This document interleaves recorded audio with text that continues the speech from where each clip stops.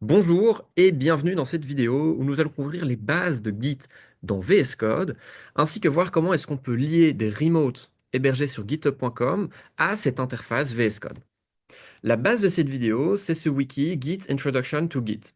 On va faire en réalité cette partie-ci, non pas en command line, car ça c'est bien le sujet de cette vidéo-ci, mais plutôt en ayant une approche VS Code. Pour ce qui est de la théorie de Git, on ne va pas forcément rentrer dans les détails. On y rentre déjà suffisamment dans cette vidéo, donc je vous conseille cette vidéo pour comprendre vraiment le fonctionnement interne de Git. Ici, on va vraiment se concentrer sur comment est-ce qu'on peut gérer les commandes Git et interagir avec cet outil à travers l'interface VS Code et notamment son extension GitGraph. Pour bien commencer, je vous propose de créer deux folders. On va appeler folder 1 et folder 2. Vous pouvez ensuite ouvrir epoch2 VS Code et y ouvrir les deux folders qu'on vient de créer, donc folder 1 et folder 2. Vous voyez qu'il me crée un workspace effectivement parce que j'ai ouvert deux folders, mais j'ai bien mes deux folders ici, 1 et 2. Pour l'instant, ces folders ne sont simplement que des folders avec aucune architecture Git initialisée à l'intérieur. Donc il faut qu'on initialise un repository Git dans ces folders. Ce qu'on fait en command line avec la commande git init, on peut également le faire sur VS Code. Si vous tapez les touches command shift P, ça vous ouvre ceci. Ensuite, vous pouvez taper git init et puis cliquer la commande git initialize repository. Là, il faut décider sur quel folder. Alors, on va le faire dans les deux, donc folder 1 et puis on va le refaire pour folder 2. Et ça y est, on a initialisé un repository Git dans ces deux folders. La manière d'en être sûr, c'est de venir dans l'onglet ici Source Control. Si vous n'avez pas l'option activée, je vous conseille d'activer l'option Source Control Repositories. Ça vous permet d'avoir les deux folders ici de votre workspace individuellement. Et quand vous cliquez sur un, eh bien, il vous met en surbrillance ou il vous garde à l'écran que celui que vous avez sélectionné. Donc on a là bien la confirmation que VS Code reconnaît que ces deux folders constituent bel et bien des repositories Git. L'extension qu'on utilise dans le cadre des TP et des mini-projets, c'est celle-ci. Ça s'appelle GitGraph et ça permet une visualisation de tous les graphes et tous les commits qui sont liés à Git. Normalement, elle est installée par défaut si vous suivez l'installation de TP Intro. Et si on retourne donc sur l'onglet Source Control, vous avez ce petit bouton ici, GitGraph, qui vous permet d'ouvrir le graphe. Alors, pour l'instant, il y a cette erreur parce qu'effectivement, il n'y a aucun commit. On a initialisé le repository, mais on n'a pas fait de commit. Je vous propose donc de créer des nouveaux fichiers dans ces folders.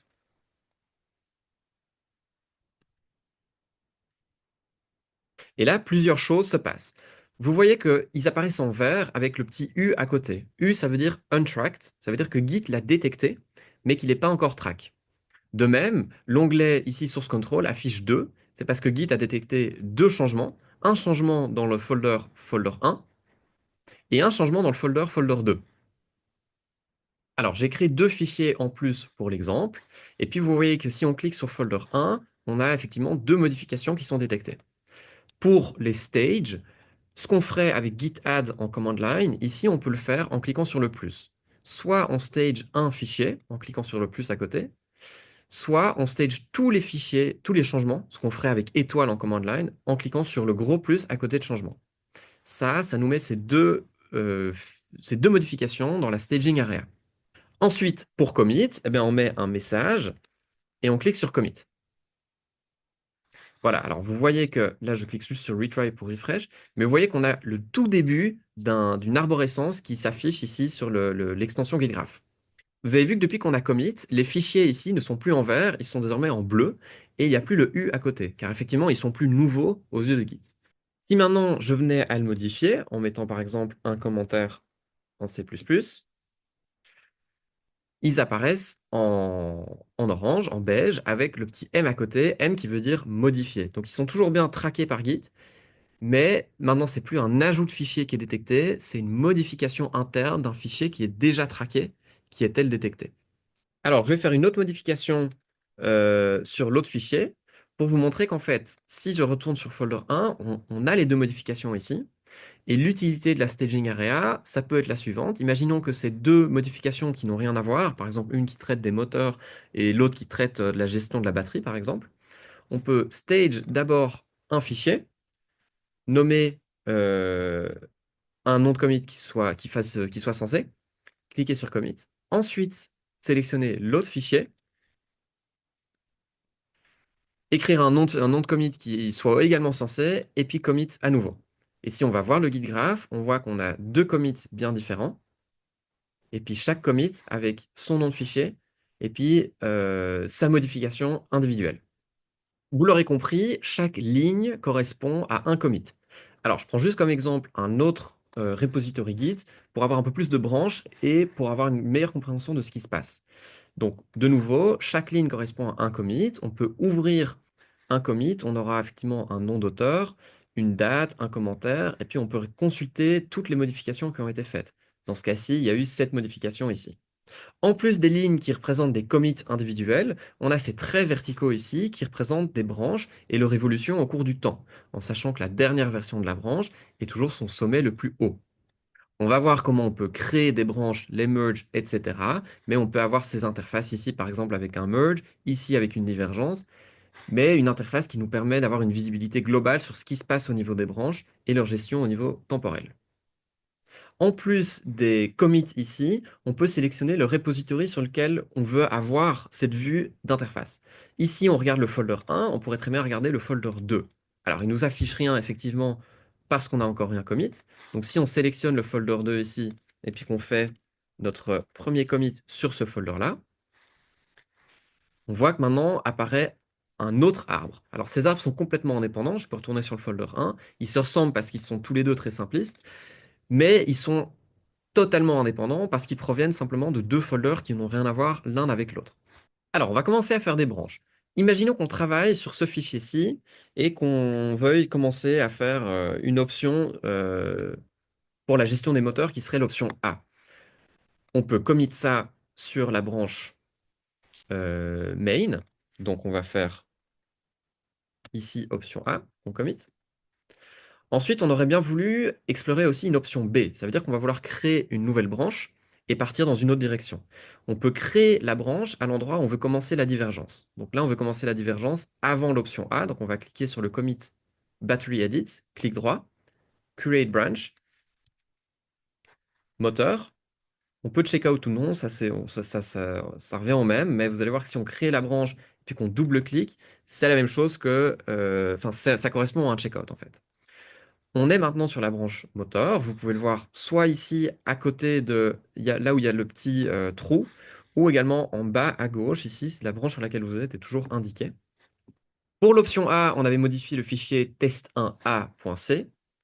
Vous avez vu qu'on a rajouté l'option A. Si je reviens ici, il n'y a pas l'option A. Donc c'est parfait. On va écrire option B, CTRL S, je ferme. Ici, on va faire un commit avec l'option B, commit. Vous voyez qu'on a une divergence ici qui s'est créée. Alors, je vais juste ouvrir le fichier test1a.c en parallèle pour pouvoir observer la modification. Quand je suis sur la branche moteur, j'ai l'option B. Quand je double-clique sur la branche main, j'ai l'option A ici qui est dynamiquement modifiée par Git. Mettons qu'après l'exploration des deux options pour la gestion des moteurs, ce soit l'option B que je préfère. Ce que je veux faire, c'est donc un merge de la branche moteur sur la branche main, car j'aimerais bien continuer à travailler avec la branche main. Potentiellement, c'est celle qui est le plus à jour sur d'autres fonctionnalités, par exemple au niveau de la gestion de la batterie, etc. Il peut y avoir plus de fonctionnalités dans la main que dans la moteur. Donc j'aimerais merge la branche moteur dans la branche main. Pour ce faire, donc on check out d'abord sur la branche main. On va faire clic droit sur moteur, merge into current branch, et puis yes merge. On va avoir un message comme ça de conflit, parce qu'effectivement, on est venu modifier dans les deux branches le même fichier avec des informations différentes. Et donc Git essaye de nous dire, il faut choisir quelle version du fichier est-ce que vous voulez garder. Alors pour faire ça, vous venez dans l'onglet Source Control, vous pouvez cliquer ici sur le fichier. Alors moi, il était déjà ouvert, mais ce ne sera peut-être pas votre cas. Je vais juste le rebasculer sur l'écran principal. Et puis, vous pouvez faire Resolve in Merge Editor.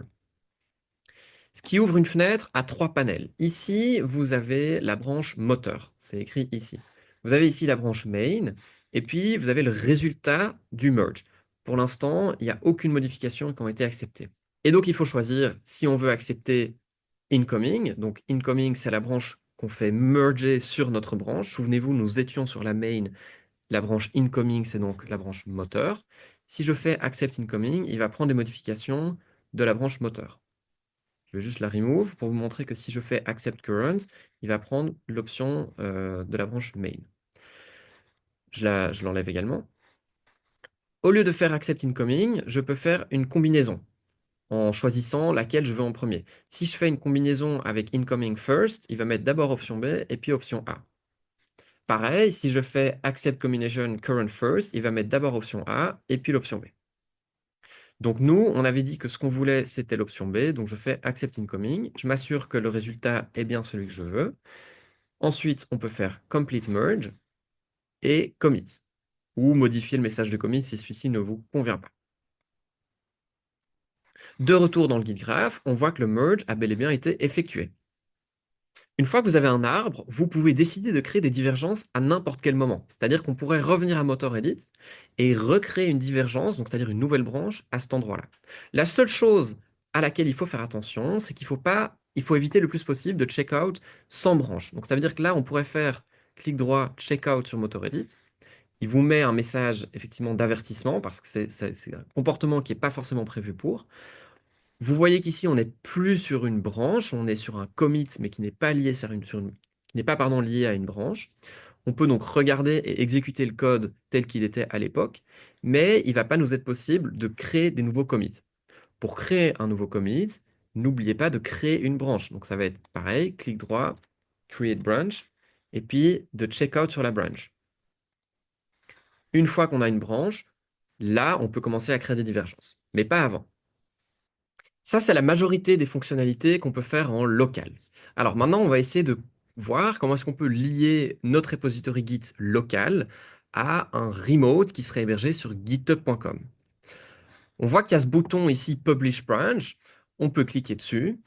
VS Code va peut-être vous demander de login, de vous enregistrer sur votre compte github.com. Alors moi, ça a déjà été fait.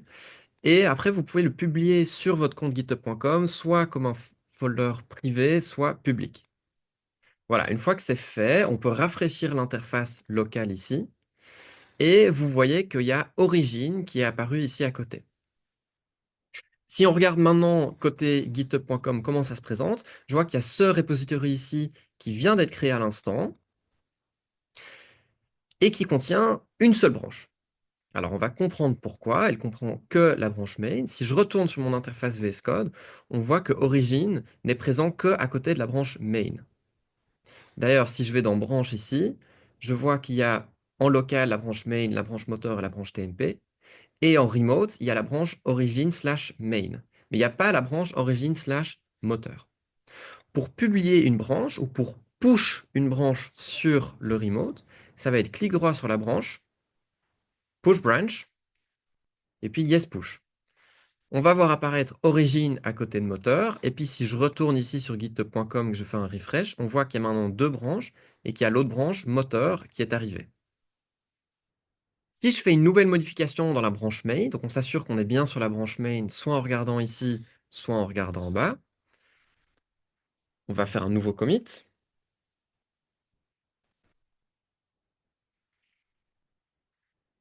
Il est ici, donc je fais nouveau commit, commit.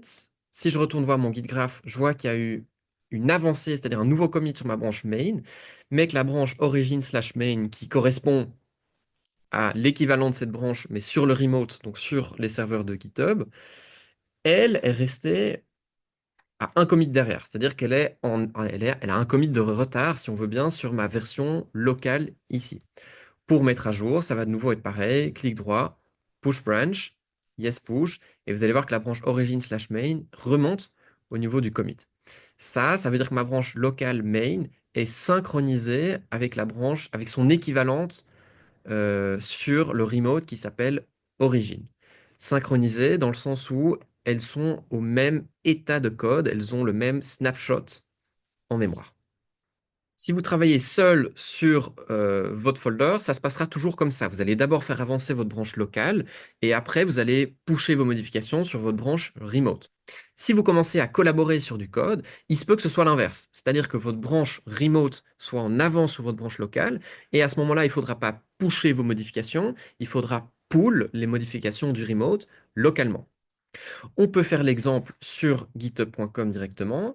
Si on modifie un des fichiers ici, alors donc on peut switch to editor. Je rajoute encore une modification. Je fais commit. Là, c'est une interface github.com, mais le contenu est le même. Donc, il faut un message de commit, il faut un email, etc. Donc, je vais faire commit change ici. Voilà, c'est commit. Si je reviens côté VS Code, pour que j'ai accès à ce qui se passe sur mes remotes, il faut faire un fetch. L'action de fetch, elle ne va rien télécharger en local, elle va simplement aller consulter les remotes, parce qu'il peut y en avoir plusieurs. Dans notre cas, il n'y en a qu'un, mais il pourrait y en avoir plusieurs. Et demander au remote, est-ce qu'il y a du nouveau? Est-ce qu'il y a des nouvelles branches, etc. Pour faire un fetch all remotes, c'est ce bouton-ci. Et d'ailleurs, c'est un très bon réflexe, dès que vous ouvrez cette interface, d'avoir le réflexe de cliquer ici pour déjà se synchroniser avec les remotes, voir qu'est-ce qui est disponible sur les différents remotes. Une fois que vous avez cliqué ici, on peut voir que la branche origin/main a eu un nouveau commit, c'est-à-dire qu'elle est un commit en avant par rapport à la branche main locale. Si on veut mettre à jour notre copie de travail locale par rapport au remote, ça veut dire qu'on veut aller chercher les modifications sur le remote. On fait clic droit sur origin / le nom de la branche, pull into current branch, yes pull, et vous allez voir que, voilà, vous avez vu que la branche main locale, elle est montée d'un cran, c'est-à-dire qu'elle est venue au niveau de la branche origine. Pour avoir plus d'informations sur la gestion des remotes, vous pouvez toujours venir dans les paramètres. Vous voyez qu'ici, pour l'instant, il y a un remote qui s'appelle Origin, qui pointe vers cette URL. On peut très bien commencer à rajouter des remotes. Et de manière plus générale, vous avez ici un aperçu de la configuration des remotes, mais aussi de la configuration générale de Git. De la même manière qu'on a fait un merge tout à l'heure entre moteur et main, on pourrait faire un merge de, par exemple, origin/moteur dans moteur. Imaginons que moteur en local continue dans une direction et que la branche moteur sur le remote continue dans une autre. Il faudra donc réconcilier les deux branches à l'aide d'un merge et éventuellement résoudre les conflits de merge qu'il pourrait y avoir. Mais ça se passe exactement de la même manière que quand on fait un merge entre deux branches qui sont locales. Voilà, c'est à peu près tout pour la gestion de Git dans VS Code. Donc, on a vu comment stage, comment commit, comment push, pull, comment rajouter un remote, etc. Et tout ceci avec l'extension Git Graph de VS Code.